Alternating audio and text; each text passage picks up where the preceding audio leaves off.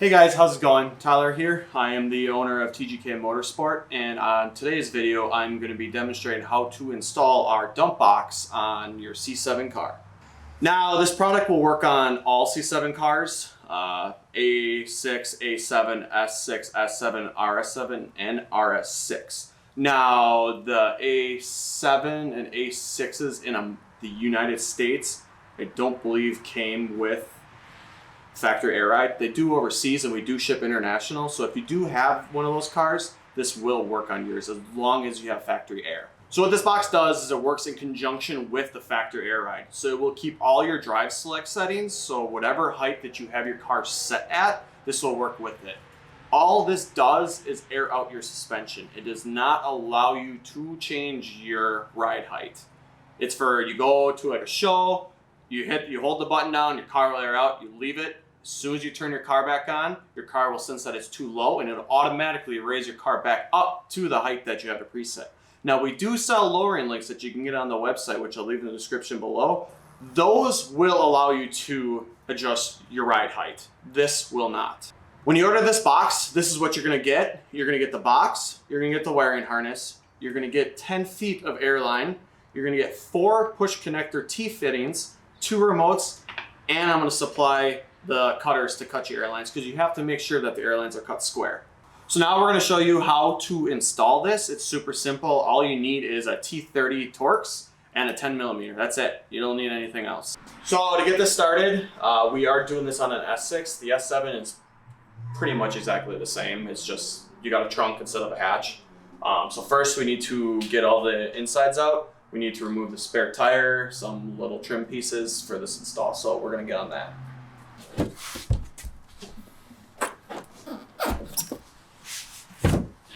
So now that we got the spare tire out, you have to remove this side panel. Now there's these little clips on the bottom.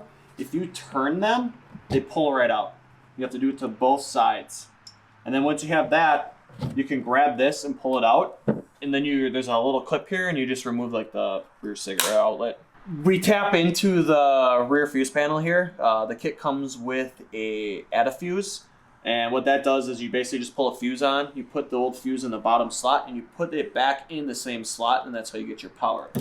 So now that that's exposed, we're going to remove some other trim pieces to allow, basically what you got to do is you got to allow this to move out to feed the wiring through. So now you got to remove the trim pieces. The best way to do it is to grab on this weather stripping. You're going to pull it up, and then you're going to grab on this, grab on both sides, and lift straight up. It's got just 2 little tabs.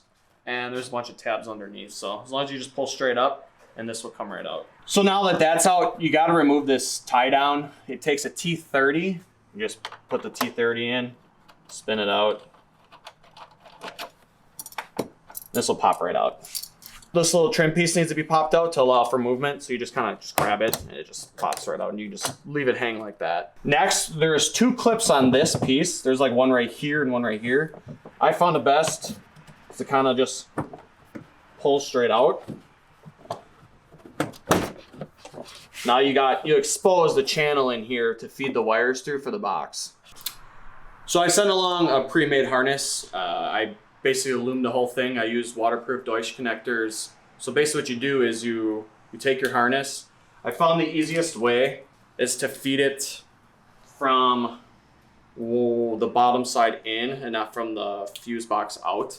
So basically what you do is you take this end with your fuse, you go in here. The easiest way I found is just, you'll see that there's an opening. So the box can be hooked up to an ignition only fuse or a constant power. Some people like to air out their car when the car's completely off. Me personally, I leave it on ignition. Basically I pull up, hold the button, air out, and then I shut off the car. That's just me though. So whatever you guys would like to do is up to you, but it can be on either or. So on the S6, the constant power, if you grab your instructions manual or your owner's manual, it will be the socket slot. When you open it up, you go back and it'll tell you which one it is. On RS7s and S7s, it will be the suspension slot, the air suspension slot is what it calls in the book. So that will be your constant power. So now for your ignition power, On the S6s, it will be your engine sound slot, and on the S7 and RS7, it will be your cigarette outlet slot. There's a fuse back here. I'm assuming it's for the cigarette outlet back here. That will be your ignition. So the box will only air out when you have power on the car. So when you pull the fuse out, whatever slot you're gonna do, you're gonna put it in the bottom slot. Now, when you plug this in, you have to have it plugged in like this. Otherwise, you will not get power. You can't have it plugged in like this. It has to be like this. So what I'm gonna do is I'm gonna put it in the engine sound slot because I want ignition only. When you look at your diagram on your owner's manual, or you can also find it online if you kind of just like Google S6 fuse diagram. The numbers go from the back of the car forward. So my slot is number 6, and there's it's really hard to see, but there is a fuse slot right here. So I'm gonna put this in the compartment slot.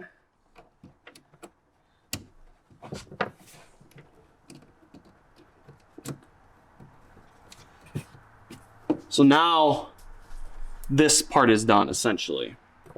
So now that you got your power hooked up, you got to hook up your ground. S6s and S7s, they have like a grounding stud. I believe the S7s are essentially right there as well. So all it takes is a 10 millimeter. Pull that off. You hook up your ground.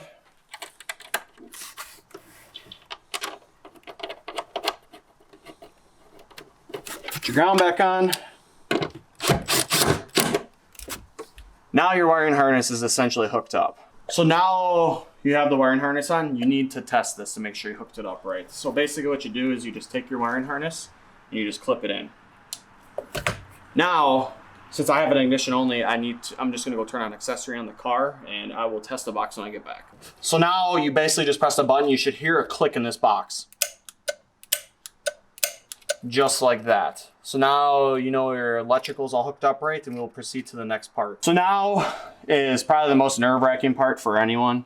You have to cut your factory airlines. So I supply this little tool to allow you have to cut your airline square. If you do not cut it square, it will leak. So this has like a channel in it. Now mine are already cut, so I'm just gonna show you where essentially I cut and what lines you have to cut. So you're gonna have a red line, a black line, a green line, and a blue line. You have to tap into those. The brown line, I believe there's another one. The purple, do not touch. Those are like the supply and what goes into the tank. So you only cut those 4 lines. You make sure when you do that, do not have any feet underneath your car because it will, 1, make a loud noise, 2, it will start airing out. So don't like get spooked. Just be careful when you do it. I mean, you shouldn't really get hurt, but you never know. So basically do that step and I'll show you how to use these push connector fittings next. So you got a channel in here. What you're gonna do is you're gonna lay the airline in there, close this, and then just squeeze it.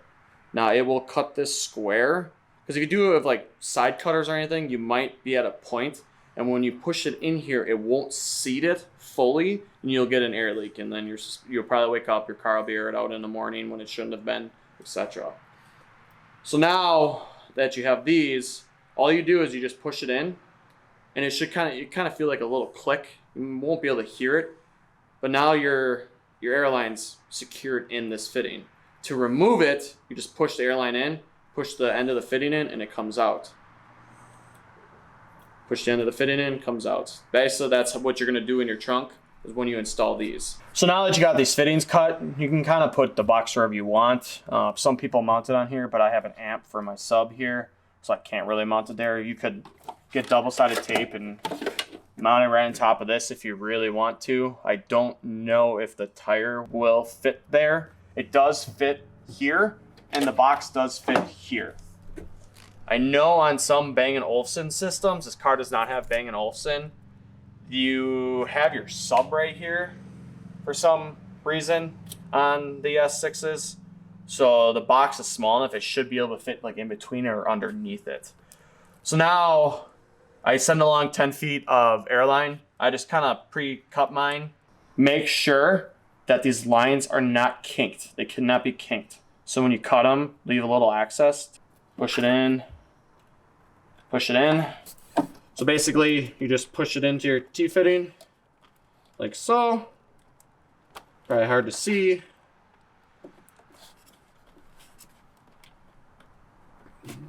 Now your box is installed. Now there is an exhaust port, so that takes 1/4 inch. I put 1/4 inch fittings on here. There is a plug right here, like a drain plug. You can put a line, depending on how you do it, to make it so when you push the button, your car makes the cool psh noises like everyone likes. That's kind of personal preference. I don't care myself to do that. You can kind of feed the lines wherever you really want to. There is a little access just because this line is universal between the S6s and S7s, and depending on where the person wants to put their box. Mine just kind of just sits there, doesn't leak, doesn't go anywhere.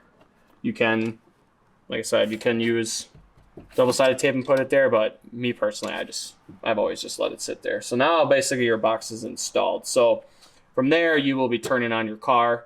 Your car should automatically air up, so I'll go start my car so we can demonstrate that.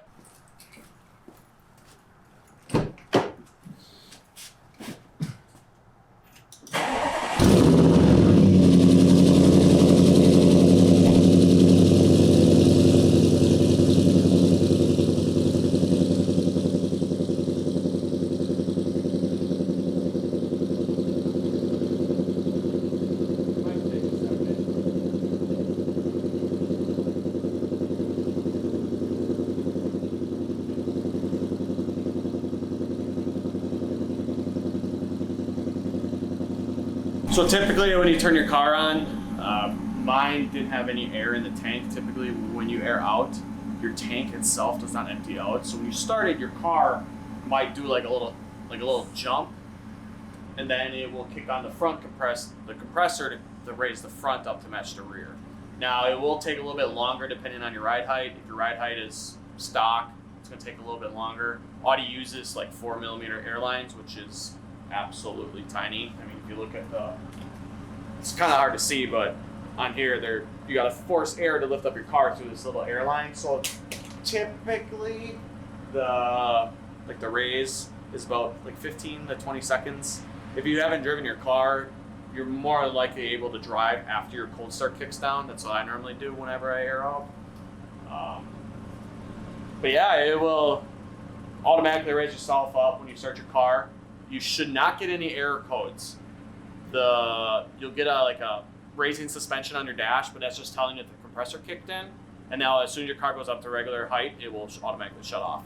So I programmed the box to only air out when you hold the button. So essentially just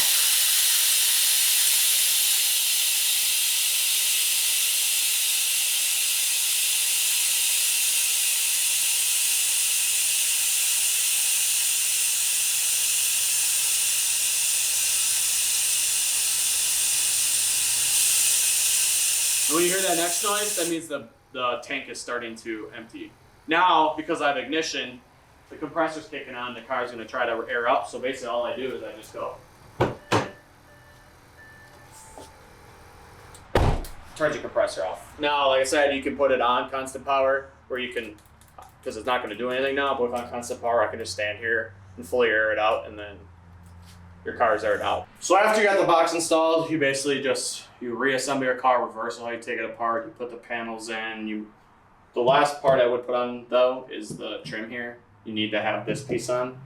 But after that, I mean, it's all installed. You go to a show, air out, go to a grocery store, air out wherever you want.